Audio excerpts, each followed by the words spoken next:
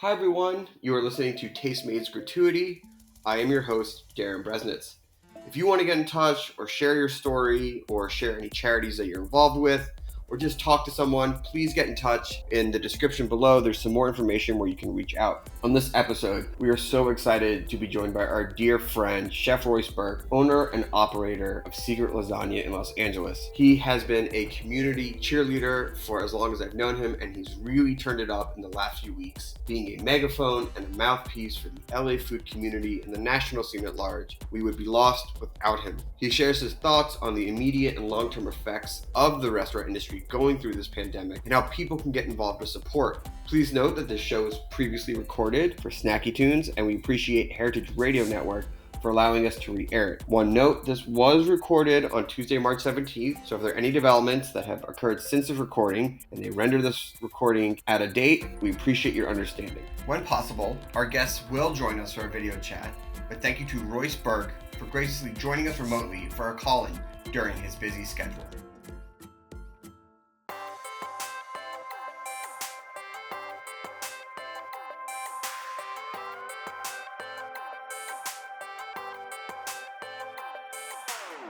We are so honored and happy to be joined by Chef Royce Burke of Secret Lasagna, longtime friend and just a great guy all around. Royce, welcome back to Snacky Tunes. Thank you, Darin. Pleasure to be here. So obviously, these are very unsure, very uneasy times for the world, and part of our world is the restaurant industry. And you have really offered yourself up as a hub and social network for a lot of these chefs.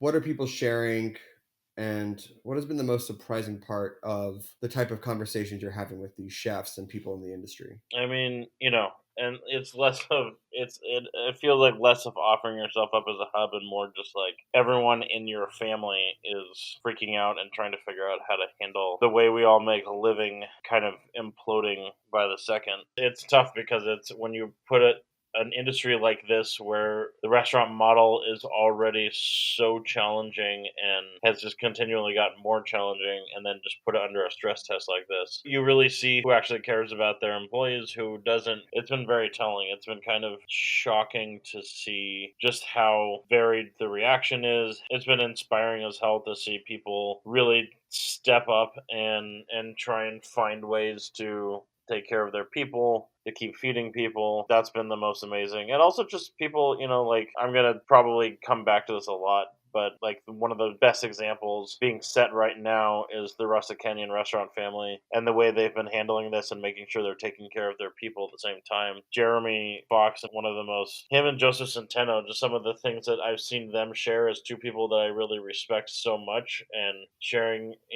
what they're going through personally. Jeremy's always been, obviously a big advocate for mental health in the industry, and just like this is the most challenging experience any of us have been in our lives. I mean, we weren't alive in 1917 for the flu epidemic. This is something none of us have ever had to deal with before. Yeah, I mean, the fears were really realized this week about the reality of shutting down restaurants. LA, New York, San Francisco, obviously, are some of the bigger cities, but it's popping up in smaller cities as well. Sometimes people forget that restaurants are small businesses with really insanely small rooms of maneuvering for finances. No, the margins are unbelievably slim, and they've just gotten slimmer in the last few years as labor costs are going up and ingredient costs are going up and rent is going up, and like I said, it's already so tight. And then when you propose closing a restaurant down for a day, let alone a week, and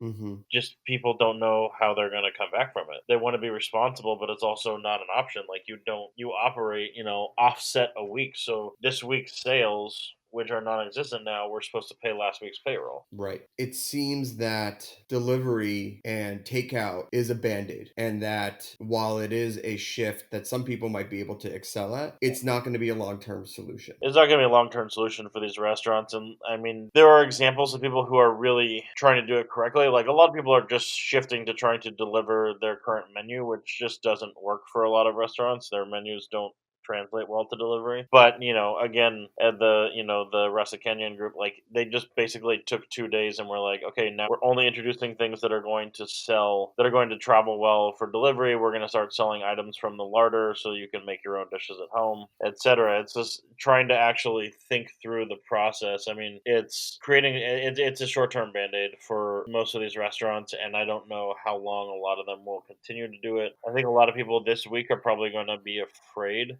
to order too much delivery because there's still so much unknown. But as it's becoming clear that the virus is not spread through food, I think it's just going to be people have to take every precaution possible and make sure that all of your employees are having their temperature checked on arrival and departure, that you're using gloves and changing them between every single dish, washing your hands constantly. Like, as long as these precautions are followed, you're not putting anyone in any danger. And people are going to, as one friend aptly put it this morning, get really tired of their own cooking pretty quickly. Yeah, I mean, it's interesting to go back to 2008, 2009, when the recession hit, and how restaurants swung to more comfort food. Yeah.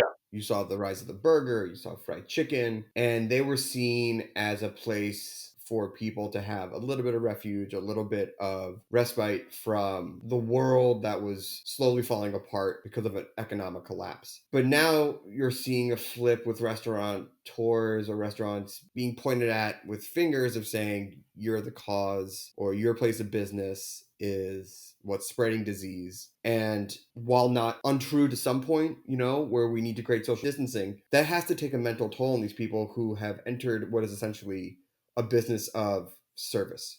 Absolutely. Your whole life is in service, and we as an industry have been subject to incredibly stringent, health code rules for so long. It's shocking for people to be all of a sudden questioning, the safety of these restaurants that have been, stellar members of the community for so long. And it's like social distancing is necessary, but if you can get that same food, delivered or picked up, etc., and it not pose a risk to you, then that shouldn't be a deterrent. Yes. So, with this shift and with so many people who are working day to day or week to week in these types of food jobs, what does the immediate future look like for them? What is Los Angeles doing to help? And where can people find support in the restaurant community or outside the restaurant community as they go through this tough time? I mean, outside of the restaurant community, basically short term, it looks really bleak in terms of so many of these groups are just laying off all their employees because they don't know when they're going to reopen. Now, thankfully, there's California has, expanded and expedited the unemployment benefits. But again, that's nerve wracking. It's like, how long is that going to take? I have a family. You've got these people have families to feed. In many cases, they're working many, many jobs. How does this affect undocumented workers? There's a lot of things at play there, and there's just a lot of people out of work. And I've had so many difficult conversations with people who've just literally had to, stand there and watch while, the leader of their group lays off everyone they worked with for the last, in some cases, 13 years. It's tough. I think it seems like there's a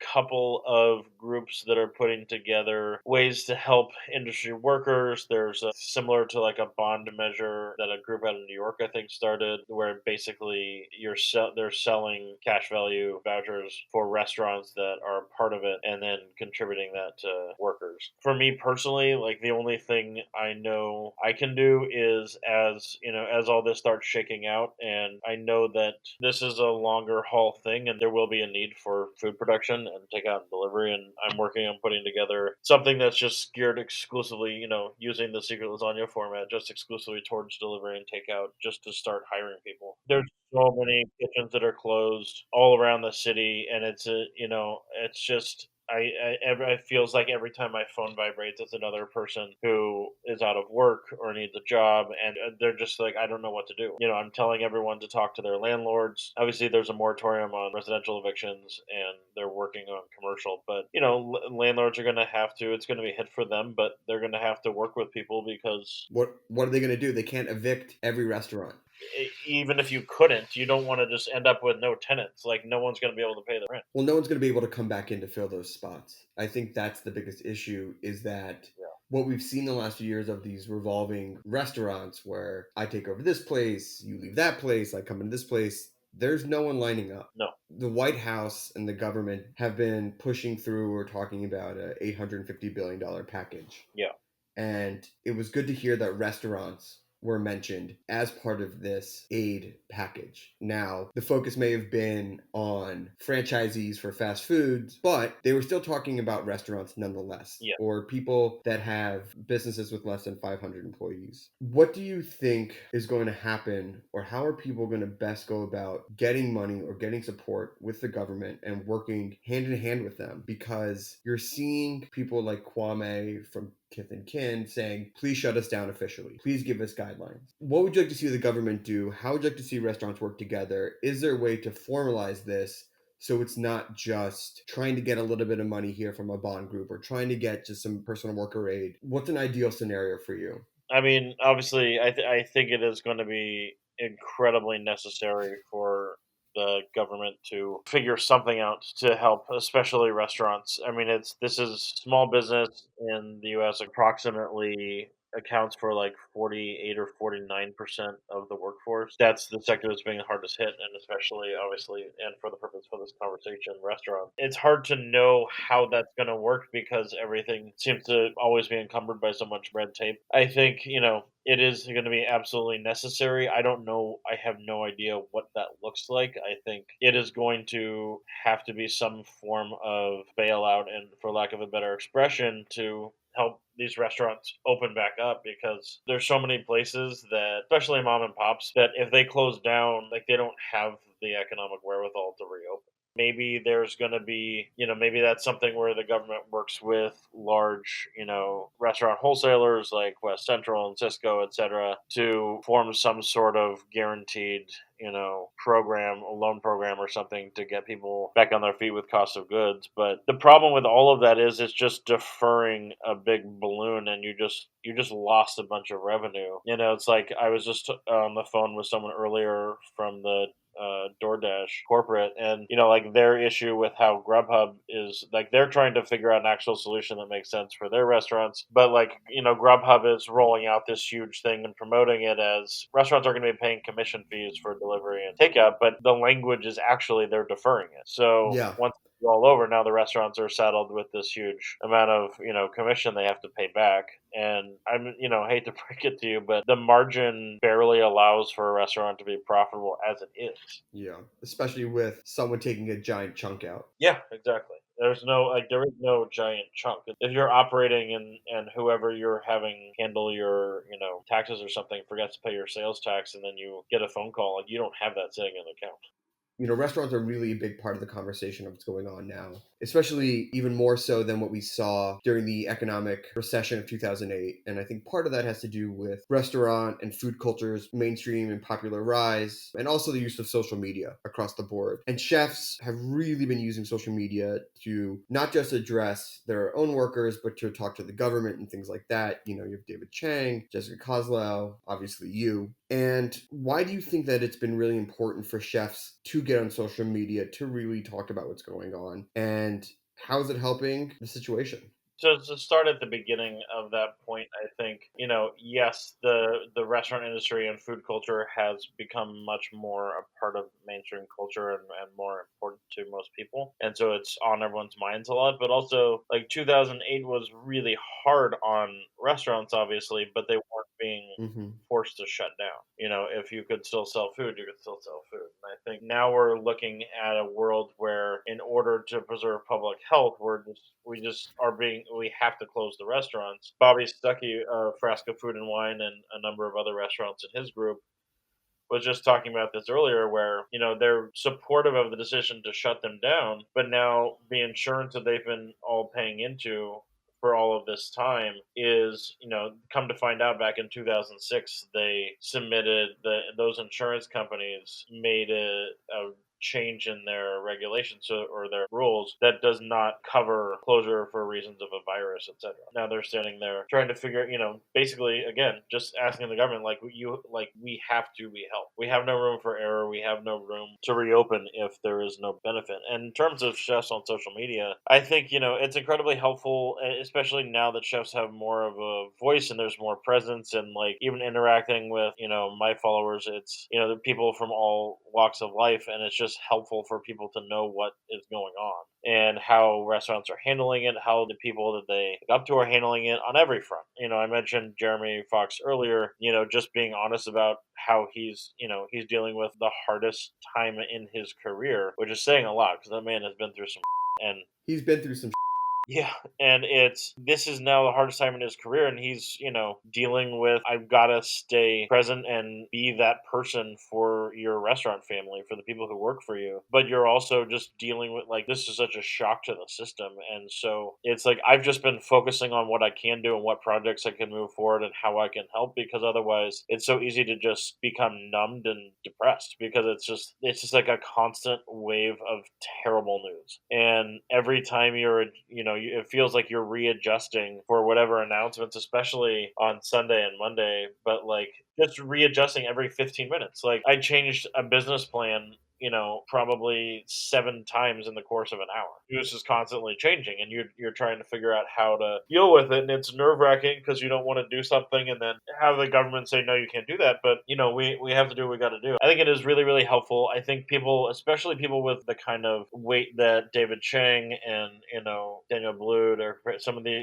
really heavy hitters, Tom Colicchio. it's going to be important for them to be the voice of, while they may themselves be part of groups, be the voice of independent restaurants, because a lot of those independent restaurants don't have that voice. Yeah, I mean, when you look at how to unify these places and who can lobby for them, you're gonna have to turn to the people who have the most power and the money, which are restaurant groups, Yeah. to help get money into these pockets. I mean, you look at Jose Andres and Yep. his work that he's doing. You look at Eric Horn and doing, the million gallons of soup. And you're already starting to see people emerge as community leaders, for which sometimes can be a dispersed or, not unified community. Yeah. But I think people got to realize that this is the end of what we knew of one reality of restaurants. Because when we come back from this, it's going to be different restaurants. It might be the same name, but it's going to be a different approach.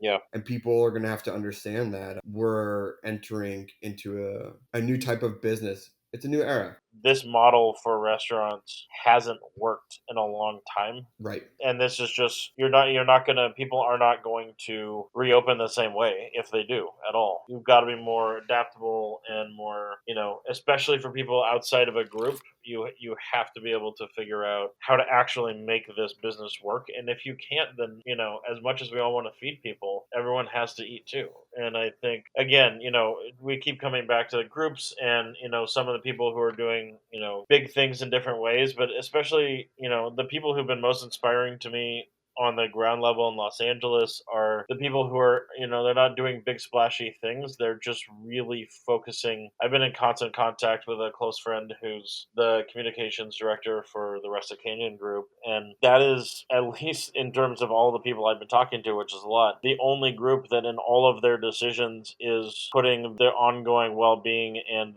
caring for their entire employee family at the top of the priority list, as they're constantly pivoting and trying to figure out how to do, how to keep everything moving. And it's impressive to see people put their money where their mouth is, as well as just handling it correctly and hunkering down and figuring out, okay, how do we now pivot these restaurants to not just, okay, we're immediately going to delivery only and we're just going to throw a whole menu up there. That doesn't make sense because your whole menu doesn't deliver correctly. They're actually pivoting and retooling all of their menus to deliver, and figuring out, like Sonora Town just put together their whole kit for, they have, you can get 24 tortillas and this much meat, this much rice, and it's basically, it's at home kits. yeah, finding ways that actually make sense to help people and provide them with the resources they need to maintain, isolation. I want to talk a little bit about the food adjacent or restaurant adjacent community businesses that are being affected. I've seen what our friends over at Now Serving are doing, and there's specialty suppliers like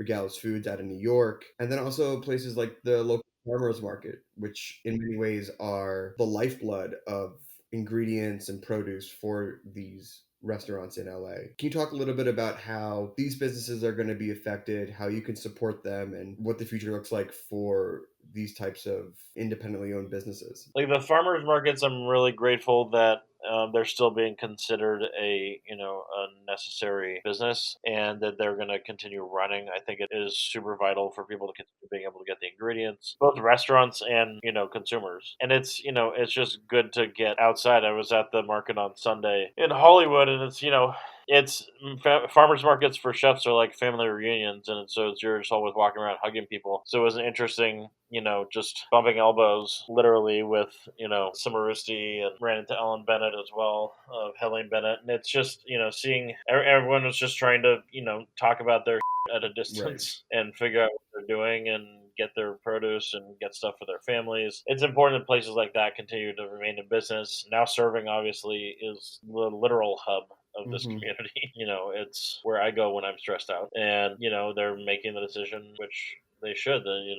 They need to close the business, the brick and mortar. But places like that, you can buy the merch, etc. Everyone's working on those fronts. And I'm not sure specifically on Regalis Foods, but I know a lot of specialty food people will be making, really working on expanding their website offerings so that you can get, their whole offering and have it shipped directly to you. And I think, all of those businesses are directly supported by the Yeah. restaurant business, so they're hurting just as much. And then all the people who are usually going to those businesses are now out of a job.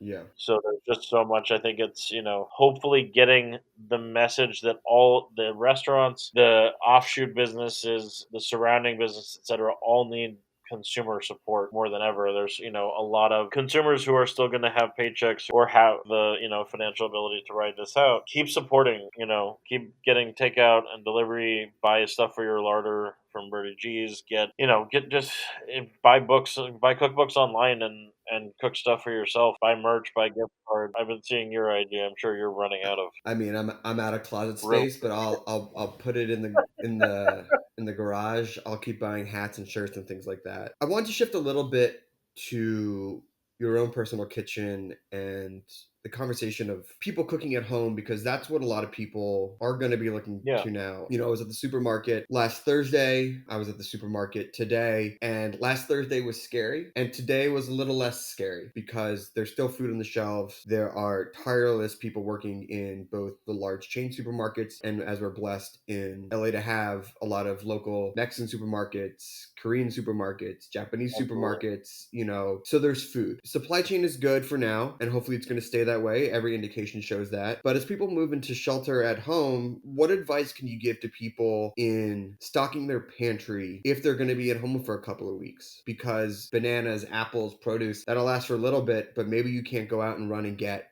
fresh goods. So what would your advice be? Well, I'm truly hoping that there's always a way to get fresh produce because that is important for your health. As far as getting those staples that you need in house, obviously beans are a really big one, great source of protein. I think just getting those basic things that you can make pretty much anything with, tomato sauce, diced tomatoes, and tomatoes in any form, you can convert to a lot of different things, flour, sugar, salt, the things you need for baking. It's been interesting because I've had a lot of friends reaching out through other friends on different apps like Marco Polo, etc. Just like basically like I have this and I have this and I don't know what to do with it. And it's been I've been coming up with ways to make something out of nothing my whole life, and so it's been interesting and sometimes entertaining way to help people out by just coming up with ways for them to make something of what they have. But I think the key is just getting those staples, getting your base things you can always make something out of, getting protein and meat that you can do different things with, make big batches of things. So you can do big stews, pot roasts, and you can do those with vegetables and mushrooms, etc. If you're vegan or vegetarian, I think there's a lot of things you can do. Make big batches of soup, things you can do to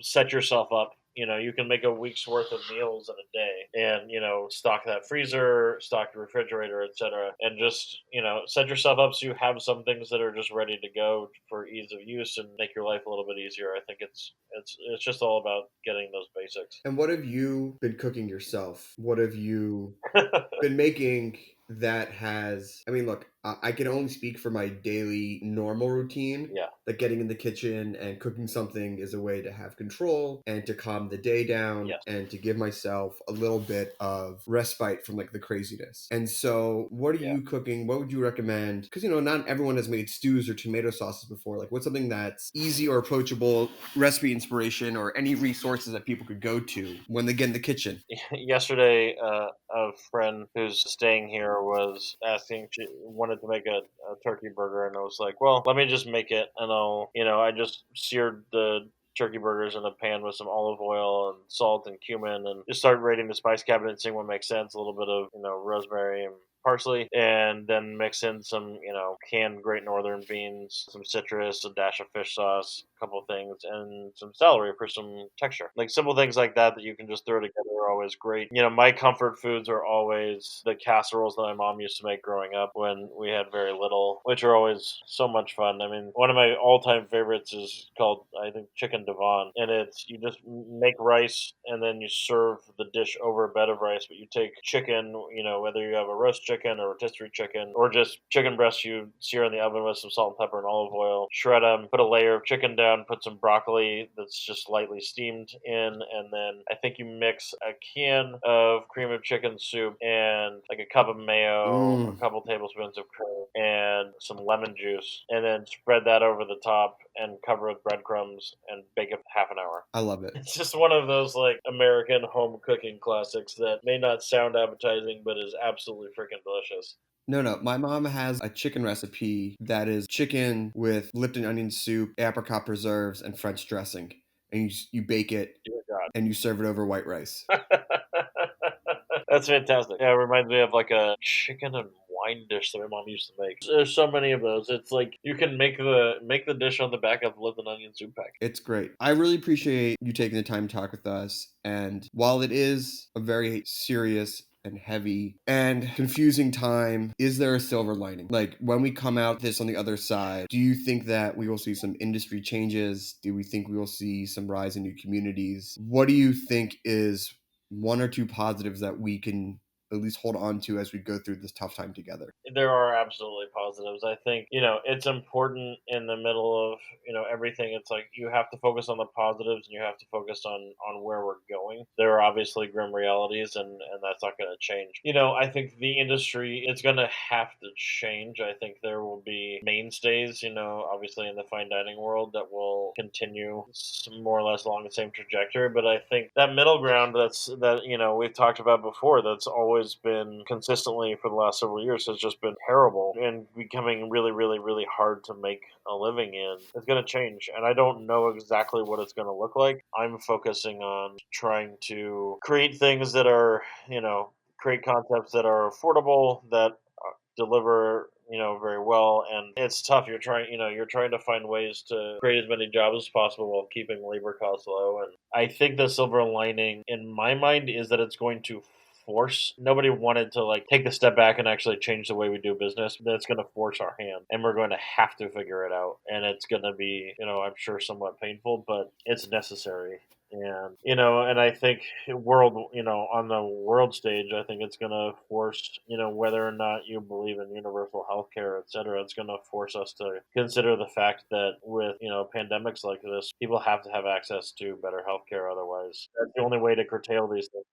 Healthcare has got to be a right and not a privilege. Yeah, that's going to change. And I don't care who you support. It's just a fact. Yep. It's the hardest thing to see people, cooks and dishwashers, and everyone else getting laid off. And there's obviously, some groups that have healthcare for those people that will continue at least for through the end of April. But there's the overwhelming majority just have nothing, and Nothing. I don't know how to. Well, Royce, I can't thank you enough for all of your help and support. If people want to, I would say your Instagram's probably your best. So if they want to follow you and updates and where they can help and get in touch with you, what's the Instagram page? My Instagram is Royce_Burke, and you can follow for updates there. Thank you, Darin, for always supportive of everybody. Hey, thank you. Thank you so much for listening to Gratuity on Tastemade. If you're looking for any additional information on how to get involved or for more information about some of the charities we talked about, please look in the description below. Thank you again, and tune in next time.